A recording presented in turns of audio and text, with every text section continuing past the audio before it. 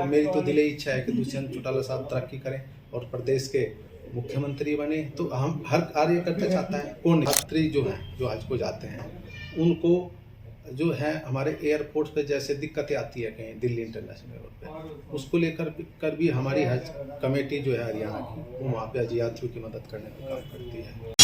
नमस्कार साथियों, मैं हूं विश्वपाल राणा। आप देख रहे हैं नमस्ते भारत न्यूज।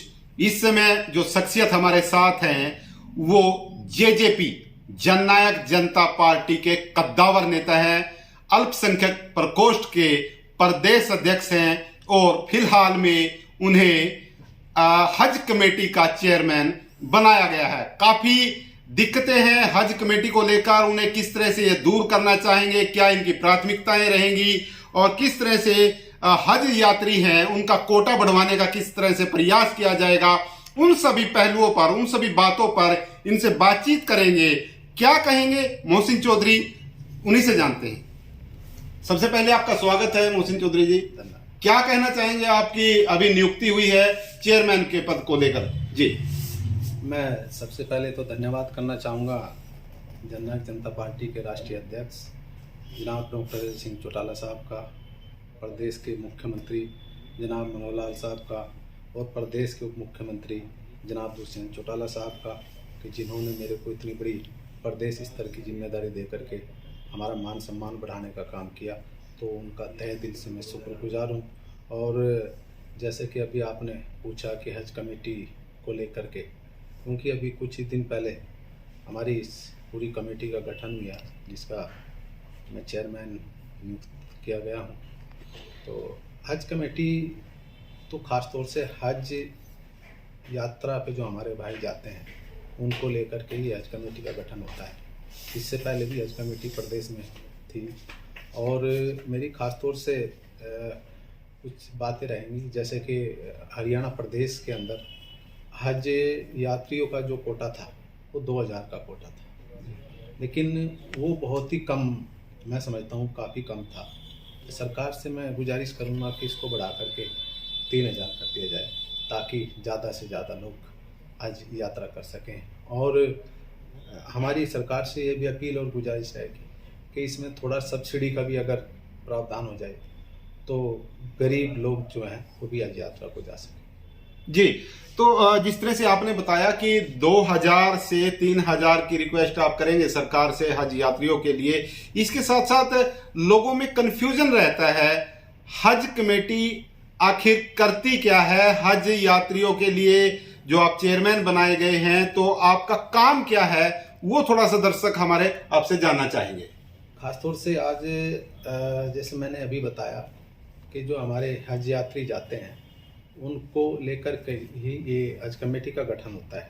हज यात्रा को खासतौर से और अच्छा सरल बनाया जा सके, हज यात्रियों को सुविधाएं प्रदान की जा सके प्रदेश सरकार की तरफ से, और हज यात्राओं को और गठबंधन की जैसे बात करें तो गठबंधन की तो कोई ऐसी बात नहीं है। हमारा बड़ा स्मूथ गठबंधन प्रदेश में चल रहा है। यात्री जो हैं, जो हज को जाते हैं, उनको जो है हमारे एयरपोर्ट पे जैसे दिक्कतें आती है कहीं दिल्ली इंटरनेशनल एयरपोर्ट पे, उसको लेकर भी हमारी हज कमेटी जो है हरियाणा की, वो वहाँ पे हज यात्रियों की मदद करने का काम करती है। और क्योंकि हरियाणा में हज हाउस की कमी है, जहाँ पे हज यात्री जैसे दूर दराज से भी लोग जाते हैं, जैसे यमुनानगर से दिल्ली जाएंगे तो उनको बहुत दिक्कतें आती हैं। वहाँ पे तो सरकार से मेरी अपील और गुजारिश भी रहेगी कि एक हज हाउस का निर्माण अगर कर दिया जाए तो हज यात्रियों के लिए काफ़ी सुविधा हो जाएगी।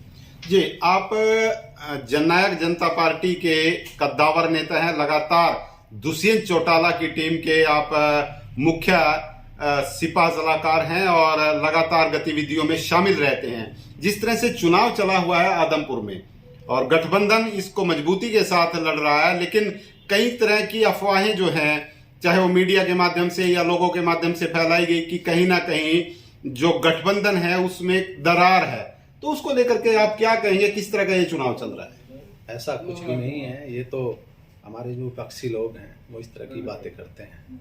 और आपने देखा होगा, अगर दुष्यंत चौटाला साहब की खास तौर से मैं बात करूं तो हमारी जब हरियाणा प्रदेश में असेंबली के इलेक्शन हो रहे थे तो हमारी पार्टी को 1 साल ही बने हुआ था उसी दौरान दुष्यंत चौटाला साहब ने एक संघर्ष की नई इबारत, एक नई मिसाल लिखने का काम किया था और 1 साल के अंदर हमारे 10 MLA जीत करके आए थे और सरकार में हम साझेदार भी हुए थे।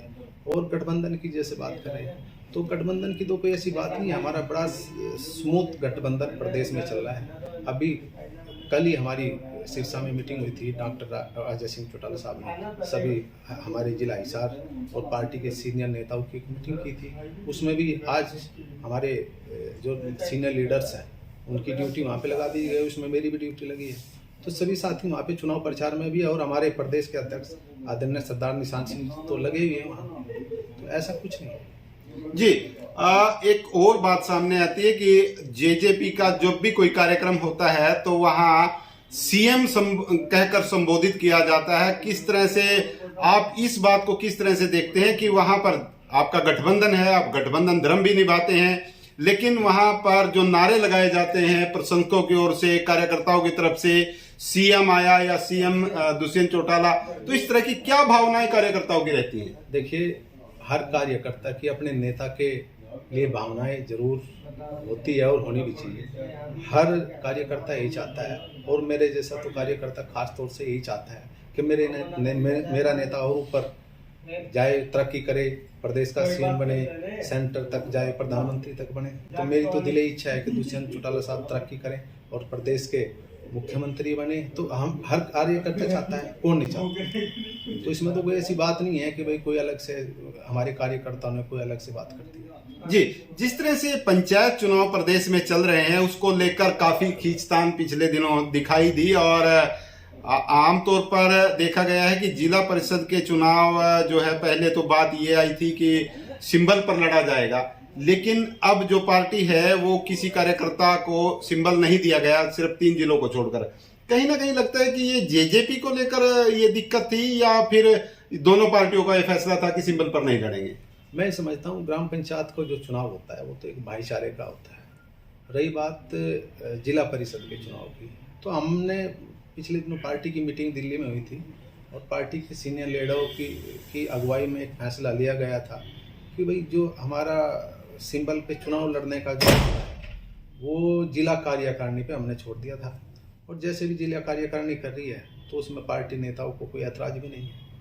तो ऐसा तो कुछ नहीं है कि भाई हमारा और बीजेपी की अपनी थी कि उन्होंने भी शायद सिंबल पे नहीं खड़ा किया कोई भी। जी, आमतौर पर लोगों में एक संशय बना रहता है कि हज कमेटी के चेयरमैन बने हैं, लेकिन कहीं ना कहीं वक्फ बोर्ड को इससे जोड़ दिया जाता है। आप थोड़ा सा इस पे प्रकाश डालें कि वक्फ बोर्ड का और हज कमेटी का किस तरह से काम होता है और ये किस तरह से एक ही सिस्टम में काम करती है या अलग अलग तरीके से काम करती है? देखिए, दोनों अलग चीजें हैं।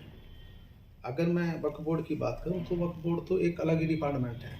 वक्फ तो एक वक्फ होता है जो अपने पहले जब 1947 में देश का बंटवारा हो गया तब से लेकर के जो वक्फ बोर्ड का गठन हुआ था, तो वक्फ बोर्ड का एक पूरे प्रदेश में जमीनों का जैसे मामले की आप यही पूछना चाह रहे होंगे, तो वक्फ बोर्ड जितनी भी ज़मीनें हैं तो उसको लेकर के वो सारी की सारी वक्फ बोर्ड देखता है। लेकिन जो है ना, हज कमेटी जो है वो सिर्फ और सिर्फ हज यात्रियों की लेकर के ही वो बातें करती है और हज यात्रा को कैसे और अच्छा बनाया जाए उसको लेकर के हज जो कमेटी का चेयरमैन है वो यही प्रयत्न करता है कि हज यात्रियों को कैसे अच्छी से अच्छी सुविधाएं मिल सके। जी, तो साथियों, दुष्यंत चौटाला अपने कार्यकर्ता की, अपने पदाधिकारियों की आवाज किस तरह से बुलंद करते हैं वो एक नजारा हमने करनाल में देखा है, क्योंकि काफी संख्या में जो भारतीय जनता पार्टी के पदाधिकारी जो बाट जो रहे थे कि उनको चेयरमैनी मिलने वाली है,